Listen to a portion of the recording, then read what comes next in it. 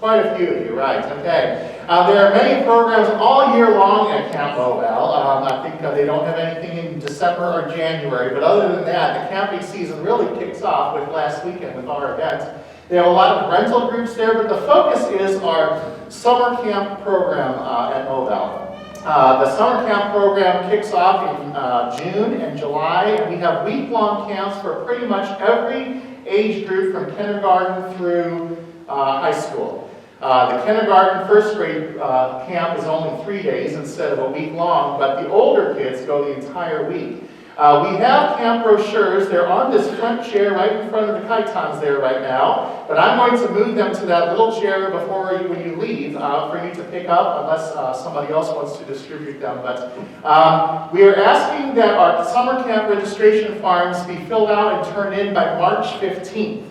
I have to get them back to the camp office by April 1st, so that gives me time to get them filled out and sent back into the camp office and to call the people who didn't turn it in and say, hey, where's your form?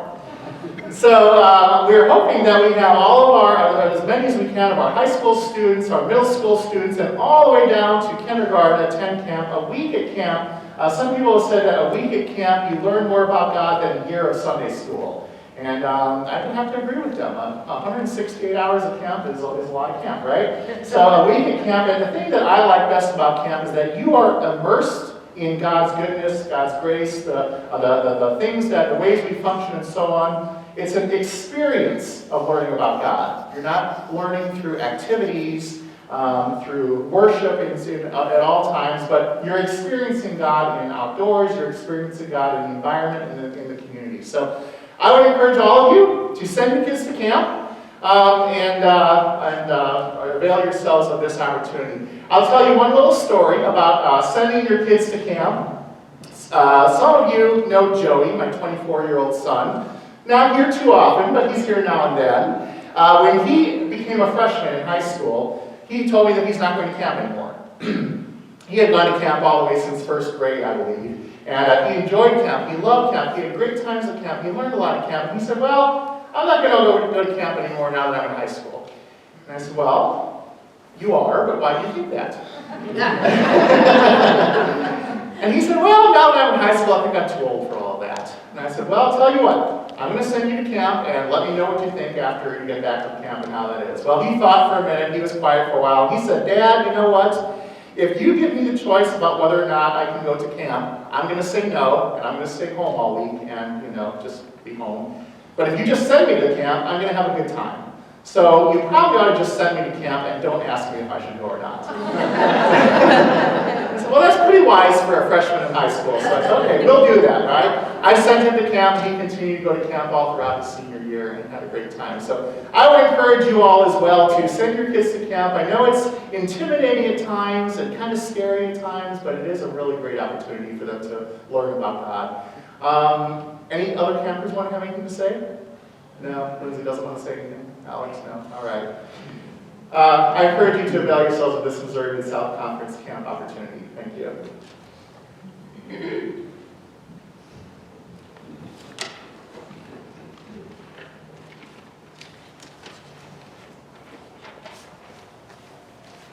The first reading today from the Old Testament is from Exodus 24, verses 12 through 18.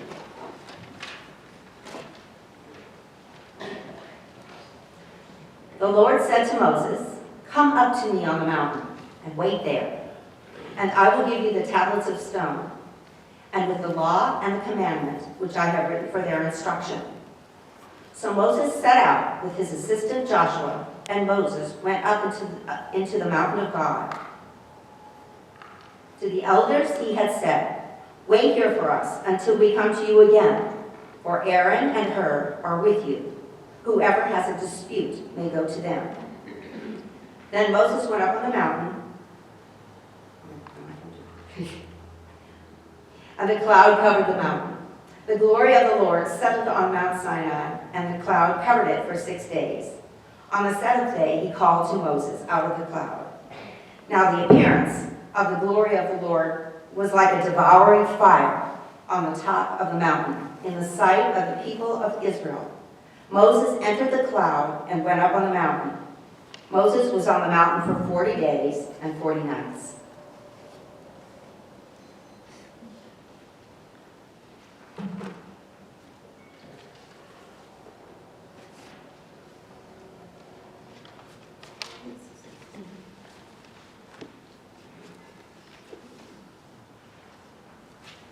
I apologize, I have this marked.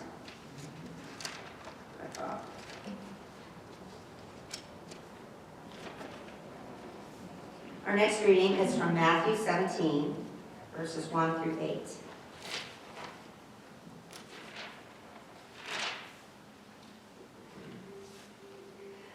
Six days later, Jesus took with him Peter and James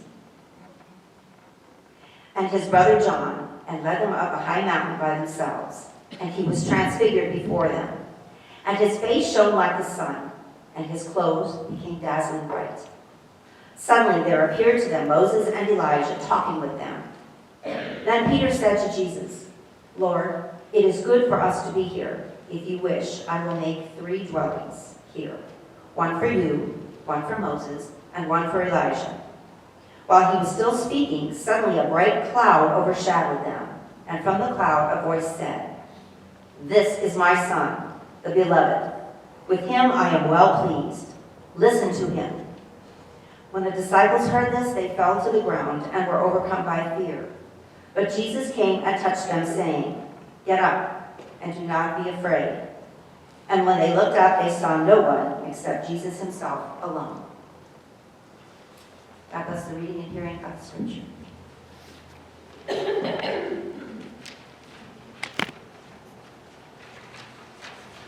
Would you pray with me?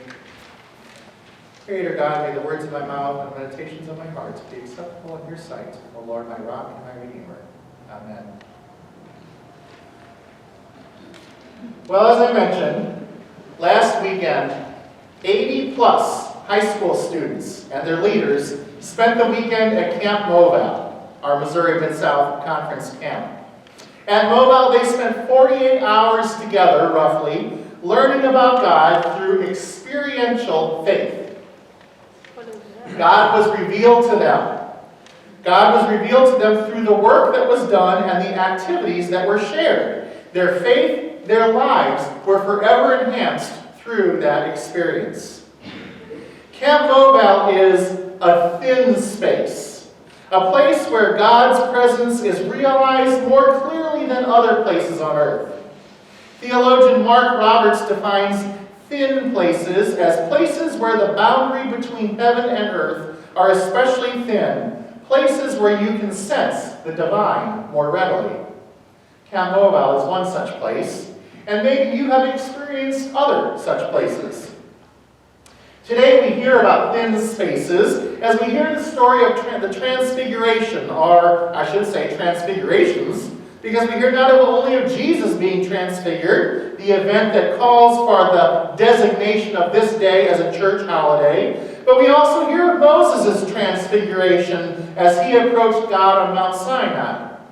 Both Jesus and Moses were transfigured by their mountaintop experiences with God, and from those moments of transfiguration, their lives were set on deliberate courses to fulfill the ministry that God desired they accomplish. Now, let me just distinguish a bit between being transformed and being transfigured. Often people use these words interchangeably as if they mean the same thing, but there is actually a difference between the two. Transformed quite literally means being changed into something else, like the Transformer movies where cars change into robots and so on, or a caterpillar changing into a butterfly. These are examples of transformation. Transfiguration is a bit different. Although an outward transfiguration could be the effect of an internal transformation, transfiguration is just what it sounds like. To have your appearance change, to be transfigured. Moses and Jesus were transfigured, and as we hear in the stories of our traditions, their countenance literally glowed. Matthew 17, verse 2 tells us Jesus was transfigured before them, and his face shone like the sun, and his clothing became dazzling white. Genesis 34:29 tells us, As Moses came down from the mountain with the 2 tablets of covenant in his hand, Moses did not know that the skin of his face shone because he had been talking to God. Both of these are transfiguration, not transformation, although we could argue that in the process they were both actually transformed as well. So it may sound as if I'm using the words transformation and transfiguration interchangeably this morning, but realize that, although often related by cause and effect, there is a difference. Transformed. Our youth at Camp Mobile were transformed last weekend. Through the stories they heard from Mark Engel, through the worship experience they shared around the campfire Sunday night, where each of our 5 youth shared something intimate and personal about themselves. Through the prayer path they walked Saturday evening, and through 48 hours of being in faithful community, they were transformed into people who are even more reflective of God's will in their lives. Let me tell you a little bit about the weekend. Mark Engel grew up in High Hill, Missouri, just about an hour east of here. He was a UCC person through and through. He attended church camp, the conference youth event, General Synod, the national youth event, and anything else the youth of our conference were doing. He was the quarterback of his high school football team, the prom king, and an all-around great guy. He was the boy that all the girls wanted and the boy that all the other boys wanted to be. He received a football scholarship to Missouri State University in Springfield and was in his first semester when his life was tragically changed.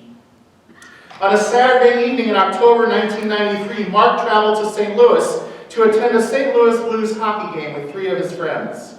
On his way home from the game, the car in which he was riding shotgun was hit by a drunk driver. The car barrel rolled several times and Mark was thrown from the car. Luckily, this happened less than 2 miles from Barnes Hospital, a level 1 trauma center. Had they not been that close, Mark would have died. Mark's life was forever changed that night. He had several hundred hours of surgeries over the next year, which he described in detail to our youth last weekend. The permanent effect of the accident, however, is that he is blind. The last thing he saw was the headlights of the car that hit them right before impact. Over the past 27 years, Mark has built an incredible life for himself. He went back to school, earning his bachelor's degree and eventually 2 graduate degrees. When he started college in 1993, his degree path was business, but his transformation led him to something else. He's written 4 books. He speaks eloquently and bluntly in these books about being a patient and the care he receives. He spends much of his time lecturing in hospitals and doctors' groups, talking to them about best practices for patient care. And he also speaks to students, both high school and college. Mark talks about the accident that changed his life, but he's not so focused on the sensationalism of the accident itself as he is about the life that he has built since that accident. Mark told us last weekend that he had a choice after the accident. He could be a victim or he could be a survivor. As you can imagine, he chose to be a survivor.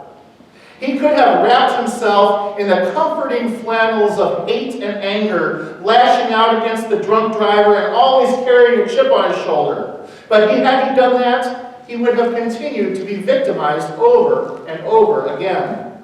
He did not let himself embrace anger and hatred, though. He chose instead to live life to its fullest as someone who has survived an accident.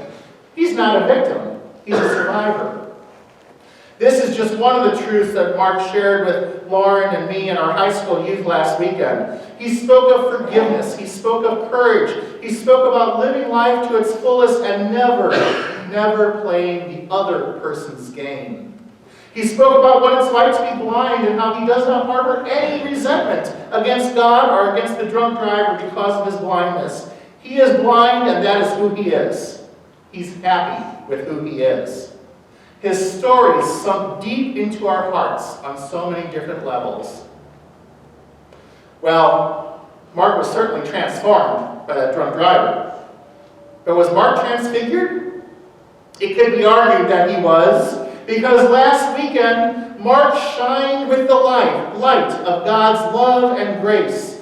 Mark's faith shone just as Jesus' faith shone that day, and just being around Mark gives you a sense of God's affirmation. Mark has fully lived into the potential that God has instilled in him, and sometimes people like that just shine with God's love. Transfiguration and transformation. A lot of trans talk, right?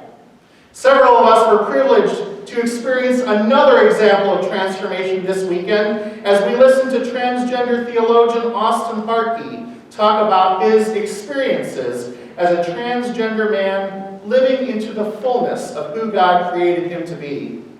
For those of you who were at First Baptist Church Friday evening, you heard Austin talk about his journey from being assigned female gender at birth to realizing fully who God created him to be and embracing the identity God gave him. Austin is now male and an incredible theologian. Saturday morning, Austin explored and unpacked several biblical passages in an educated and informative way. He has been able to live fully into who God created him to be because he was able to fully realize the transformation that had to take place for him to be true to God. Austin's transformation to the fullness of how God created him is criticized by some who would rather keep him locked into something he is not, who would rather keep Jesus off the mountain, who would rather tell Moses not to climb Mount Sinai. Transformation means change. It means challenge, and those ideas are frightening. But the butterfly emerges when we allow change to happen. The theologian emerges when we affirm Austin's transformation. The relationship that happens when we let Moses and Jesus climb their respective mountains, these effects are God's gift to us. When we stay locked into the way things have always been or fail to allow transformation to happen in our lives, we reject and neglect the gifts that we have been given. We reject God's presence in our lives. We must be open to change. We must be open to transformation. Moses and Jesus were transfigured by God. But this didn't happen in the midst of their everyday ministries. Jesus was not multiplying loaves and fishes and walking on water when one day all of a sudden Moses and Elijah appeared. Moses was not leading the people of Israel through the wilderness when suddenly God dropped tablets out of the sky. Both Jesus and Moses had to intentionally take time away from the busyness of their lives to go away and commune with God. Moses and Jesus both climbed mountains to commune with God, and these were not gently sloping hills. Mount Tabor, which we believe is the mountain where the transfiguration takes place, at least according to traditions, is almost 2,000 feet high, and Mount Sinai, where Moses communed with God in our Exodus reading, is almost 7,500 feet high.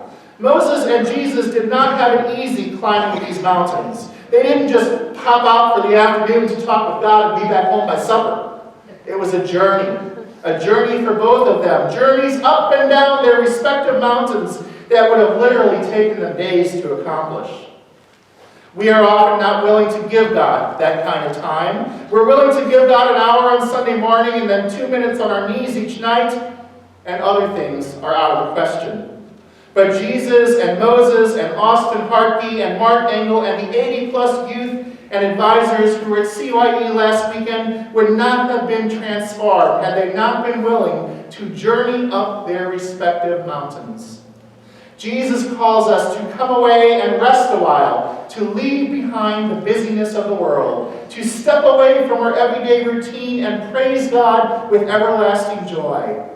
We cannot fit transformation into the schedules that the world imposes upon us. To truly embrace God's call to transformation, we need to clear our calendar and prioritize God.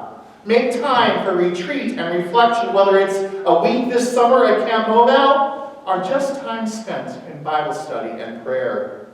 It's only by stepping out of our lives that we can truly be transformed. We all have mountains we must climb, and at the peak, we find God waiting to transform us. And once you've been transformed, let your face shine. Let your countenance glow with the light that only God can ignite. Let everyone gaze at you and wonder where you found that inner peace. Let everyone see God's light shining in you. This little light of mine, I'm going to let it shine. Shine with the light of transformation. Amen.